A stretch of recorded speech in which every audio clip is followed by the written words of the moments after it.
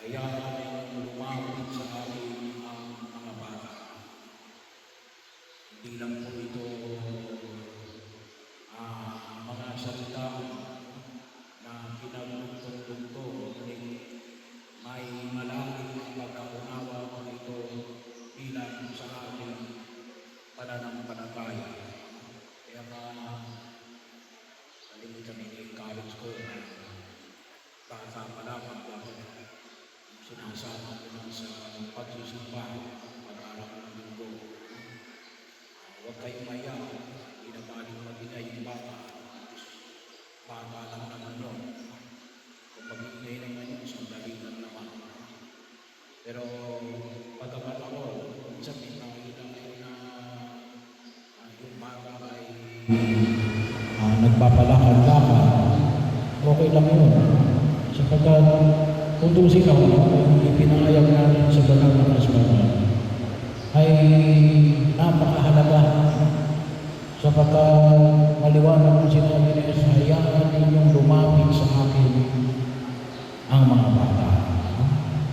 Halin, pinagalitan ko na Jesus ng kanyang mga alagad. Bakit?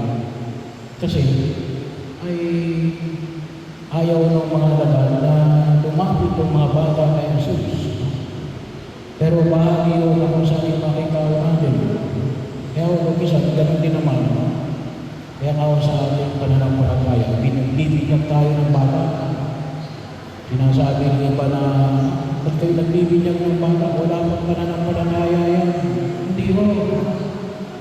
Kasi yung ating pagkaunawa na yung sinabi na Jesus, maliwanag na ano na yung pinamanig nito, na sa pagiging bata, na sa kanila na yung paghahari ng Diyos. At binigyan niya mismo ng pansinalin ang pagtanggap kay Jesus. That is very, very personal. Ang pagtanggap kay Jesus. Kasi sinasabi natin, tanggapin ni Jesus si Jesus bilang Panginoon o tanggapin ng Diyos. Pero sinasabi ni Jesus na ang pagtanggap kay Jesus si isang pagtanggap ng katulad ng isang bata. Kaya maliwanag na kapag hindi namin tinanggap sa Jesus ng katulad ng isang bata, hindi nga ito hindi lang sa mga nag-aaral ng Diyos. Eh kung yun ang requirement sa pagtanggap ng Jesus, sabi nga na, why deny it to little children? Bahagi ko yun na kung saan yung makita natin. Sa pamantayan ng ating pananampalataya ay si Levi Noah ay bahagi na kung saan ay kaakibat pa ng biyaya na ito ng pagiging bata. Kaya nga, yung ating pananampalataya, isang pananampalataya natin na nagdudulot ng kaligtasan, hindi sapagkat may ginawa kang mabuti. Kung yung pananampalataya natin isang pagkakalit, nagkaroon ka ng kaligtasan natin sapagkat minahal ka ng Diyos. At dahil minahal ka ng Diyos, wala pa kung ikaw ay bata. Isabi na natin, bakit tayo nagpapakabuti? Bakit tayo umiiwas sa masama? Yun ay patutuo natin na ng ating pananampalataya. Kaya umiiwas tayo sa masama. Kaya tayo gumagawa ng mabuti. Yun ang pagpapayag na ako ito iniligtas ng Diyos. So ano yung nauna? Yung paggawa ng mabuti o yung pagliligtas ng Diyos? Nauna yung pagliligtas ng Diyos. Kasi yung pagliligtas sa iyo ng Diyos, yun ang dahilan kung bakit ka gumagawa ng mabuti. Hindi yung gumagawa ka ng mabuti para maligtas ka ng Diyos. Ano ang implication nun? Pinabayaran mo ng Diyos. Sinusuhulan mo ng Diyos. Ikaw ay naglalagay ng langis, hindi. Ikaw ay iniligtas ng Diyos sa pagkakalit. gawa ng ikaw ay kababaan, mayroon kang kababaan ng katulad ng isang bata. Mayroon kang pananalig at kalooban na katulad ng puso ng isang bata.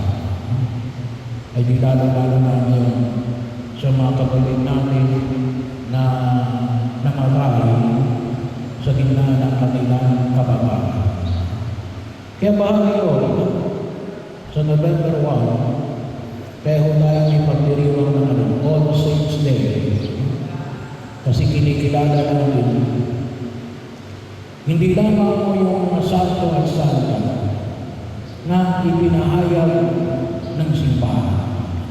Kasi baka akala natin, hindi lamang yung mga santo at santa. Hindi, napakaraming pa doon. At isa na rin yung hindi yung katulad ni Levi Noah na nabinyagan at namatay sa kanyang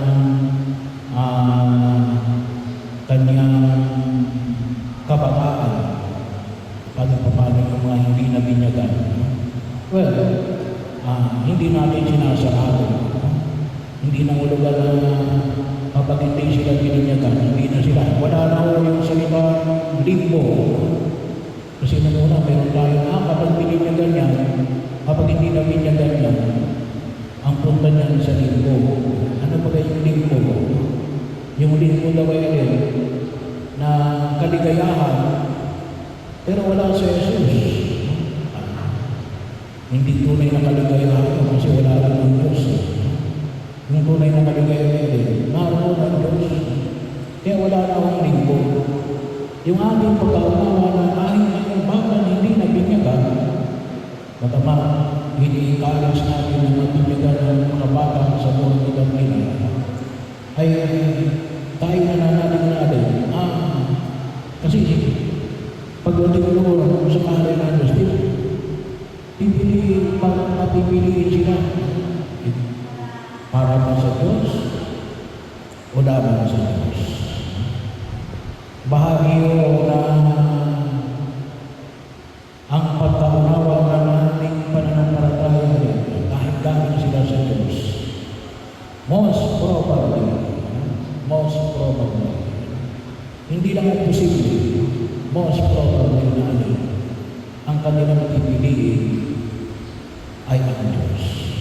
Hindi ang paglaban sa Diyos. Kaya hindi nululog natin, wala sa pagkakataon, ito rin yung pinapamanin natin na ito yung ginagawa natin, yung All Saints Day. Pero medyo mas malapit sa atin sapagkat si Levi Noah ay bahagi mismo ng inyong karanasan, bahagi mismo ng inyong dugo at katawan, bago na mga magulang, mga lolo at lola, mga kamag-anak, na tayo nananalig na pinagdadasal tayo ng mga tao na sa langit na, ay nilalang na siguro, na kayo unang ipagdarasal ng Levi Noah. Pero kinalaman din natin. Kaya pwede namin sabihin natin, Levi Noah, pagpasal mo kami. Bahagi mo yun. Katulad ang sinasabi natin sa Mahal na Birhen Maria. Mahal na Birhen Maria, ipatalangin mo kami. Kasi bakit? Pareho silang masalangin. At bahagi rin ng pag-iwas natin, dahil ito may kilala sa atin, pakikinsa natin sa mga banal. At bahagi rin ang sa atin, sigurado, ay ipagdarasal din tayo ni Levi Noah at ng mga mahal natin sa buhay na nakuha na. Kaya, pagkakataon ito ng pagkilala ng alin, una, yung kagandahan loob ng Diyos ng kanyang pagdiligtas ay nawa na higit natin kapinabangan. At maging bahagi yun ng ating pagkilos natin na sa gitna na iyong kalungkutan, nawa huwag mo yung kalimutan namin, kapiling na ng Diyos sila ay binuwa kasama ng mga anghel, ang mga banal at ng mahal na Birhen.